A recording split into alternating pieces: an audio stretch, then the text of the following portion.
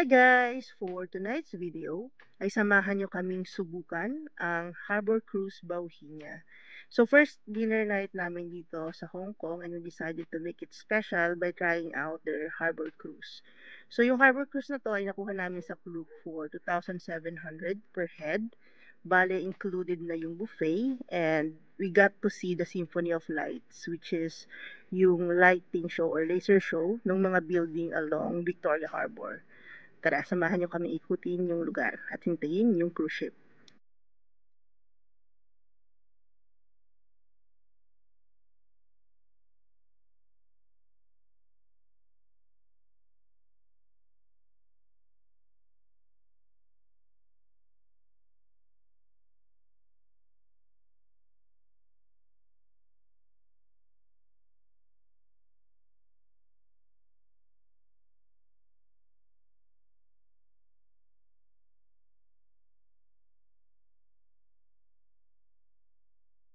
Ayan. So, after 30 minutes ay dumating na nga yung cruise ship na sasakyan namin. Bali, dinrap up nga pala kami nung aming tour dito sa harbor kung saan kami sasakay for the Bauhinia Cruise.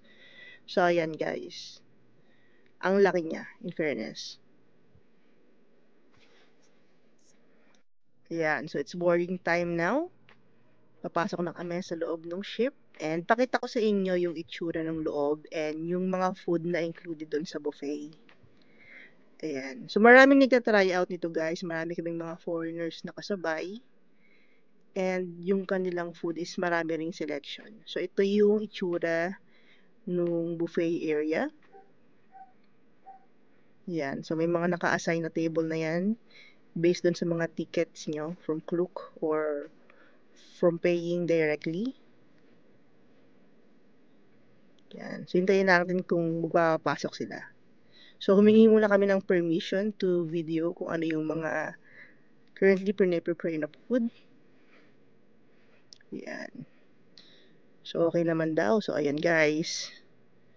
Seafoods. Mayroon din silang coffee and tea area. Mga dim sums, different cold cuts, salmon, sushi. Ayan, iba't ibang klaseng desserts. Ang daming selection ng dessert guys. Yeah, may mga fruits, different soup, breads.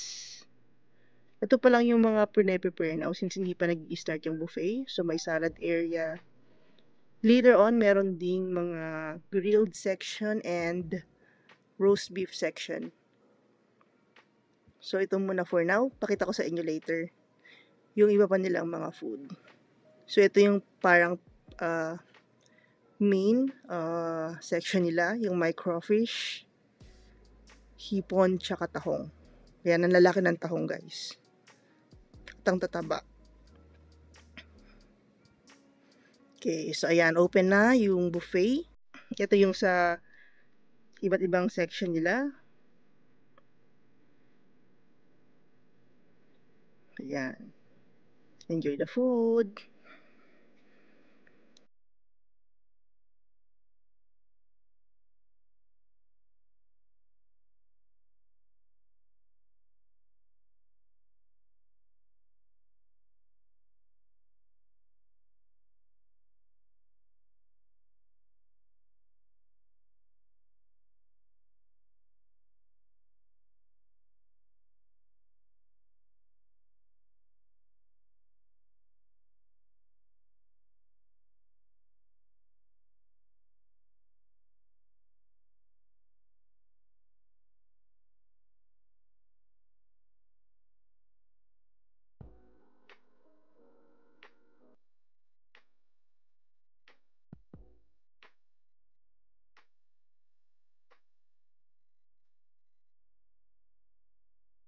Okay, so ito yung kinuha ko for the first batch. Kumuha ko ng maraming crawfish at hipon.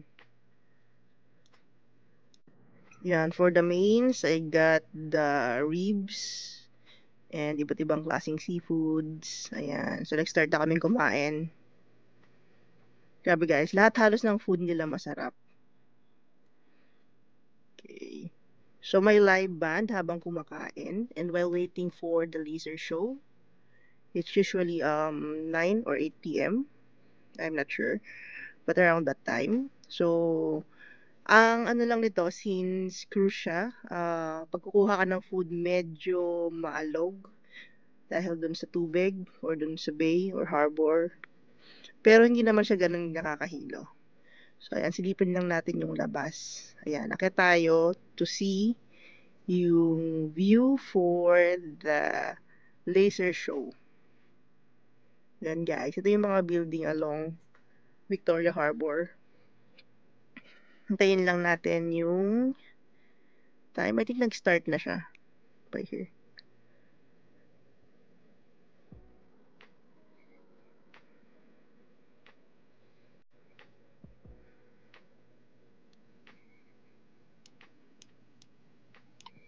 Ayan na guys, nag-start na nga yung laser show.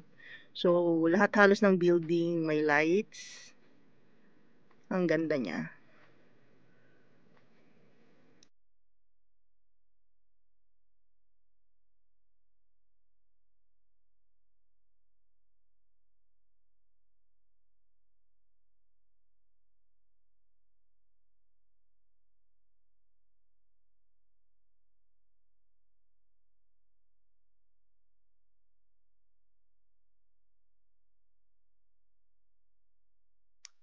All in all guys, the experience was worth it and the food was also worth it.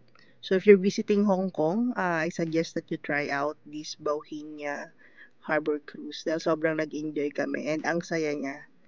Kita nyo naman guys, ang daming nagsasayawan and sobrang satisfied yung mga customers.